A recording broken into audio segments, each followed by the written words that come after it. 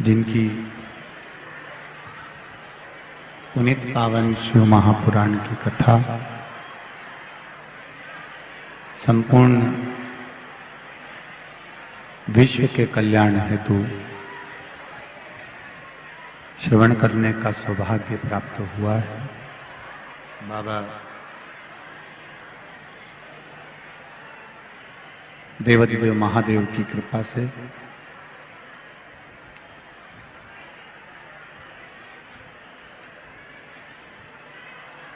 भगवान भूत भावन भूतेश्वर भगवान शिव जो संपूर्ण विश्व का कल्याण करने वाले हैं, ऐसे देवाधिदेव महादेव की पावन शिव महापुराण की कथा श्रवण करने का सौभाग्य, पावन कथा का आयोजन सभी के कल्याण हेतु किया जा रहा है। बड़े भाग्यशाली हैं आप और हम जो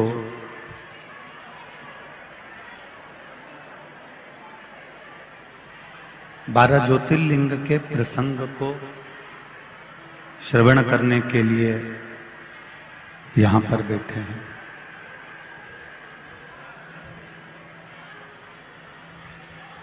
और जब तक प्रभु की कृपा नहीं होती, करुणा नहीं होती, तब तक भगवान शिव की कथा को श्रवण कर पाना बहुत कठिन है। तेरी कृपा बिना न हिले एक भी लेते श्वास तेरी कृपा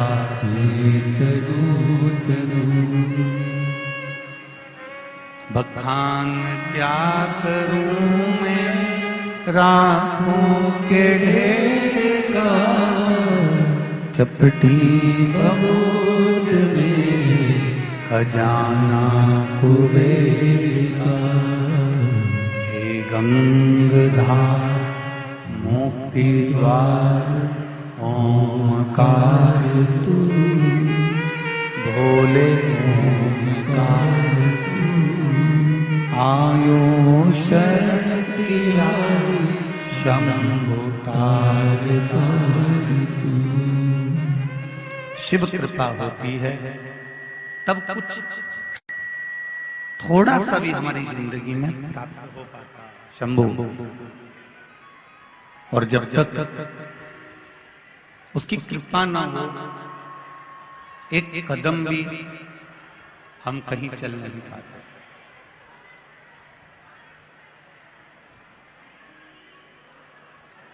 कहीं परमात्मा की कृपा,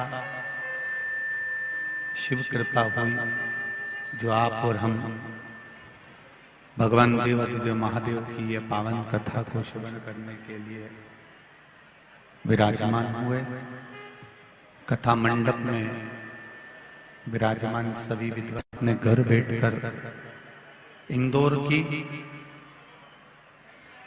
पवित्र पावन भूमि से माहिल्या की गोद से शिव महापुराण की कथा को श्रवण कर अपने जीवन को धन्य बनाया।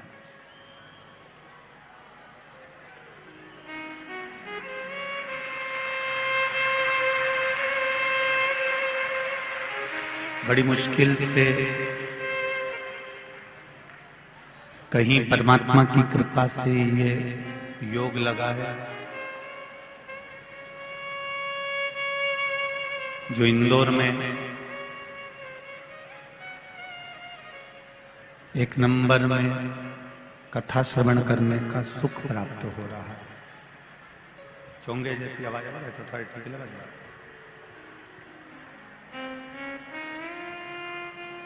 प्रभु कृपा से, प्रभु की उदारता से इस आत्मा और परमात्मा के मिलन का एक बिंदु शिव तत्व है।